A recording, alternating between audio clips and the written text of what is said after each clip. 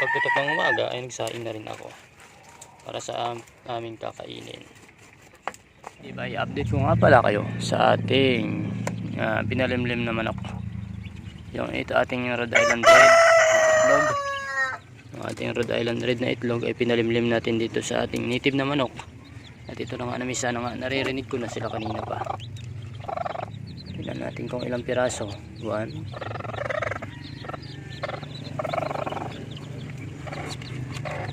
Alisin na natin to.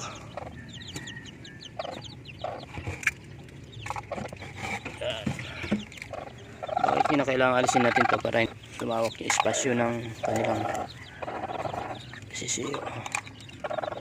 Ayan. At hindi naman pala ata napisa lahat. Dahil may 3 pang natira. Ito.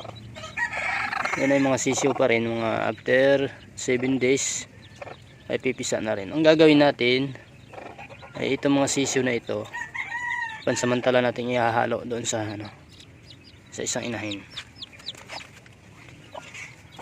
At ang kagandahan na sa mga native na ito, kung may mga sisiyo na bago ay hindi naman nila aawayin, ay aalagaan pa rin nila para tuloy mapipisa niya yung naiwang itlog, hindi niya iiwan. Yan. Hindi naman niya aawayin yan. Ang kagandahan sa ganyang native.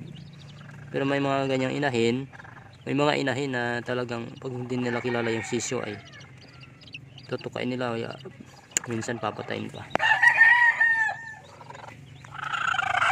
Ayan.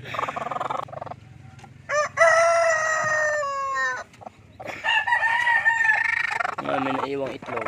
Ayan. 8 yan, may napisa na siyang 5. Hayaan muna natin. Yun.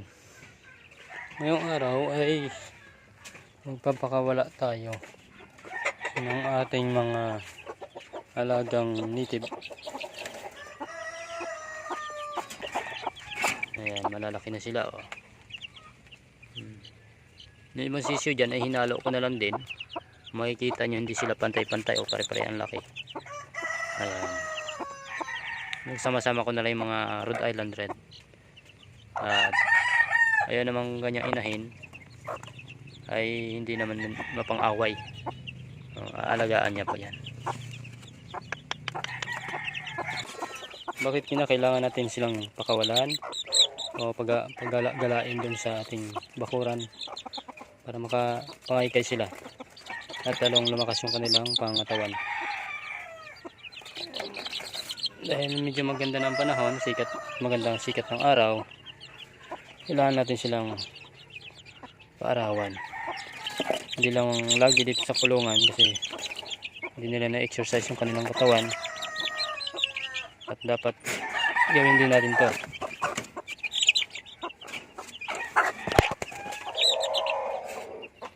Ayan, tara. Sunod naman yung inahin. Susunod yung mga inahin.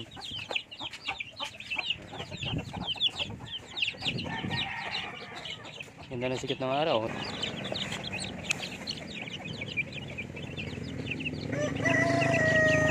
Excited na sila, oh.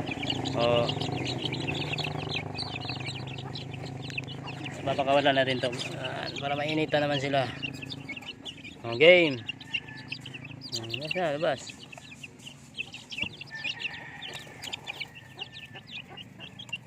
Ayan. Para pagkahapon naman isilong natin.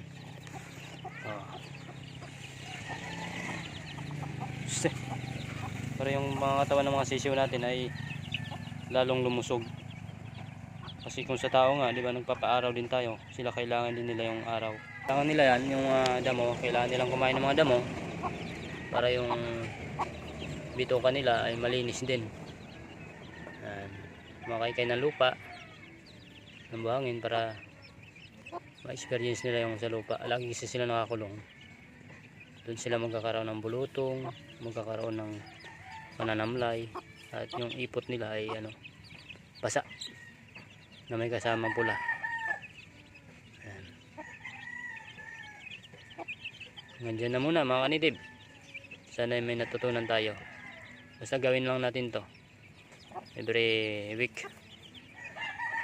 Pero pag medyo malalaki-laki na yung mga yan, mag-edad na ng 1 buwan, pwede na silang mapakawalan dito sa ating bakuran. Kung mayroon kayong mga ganitong espasyo,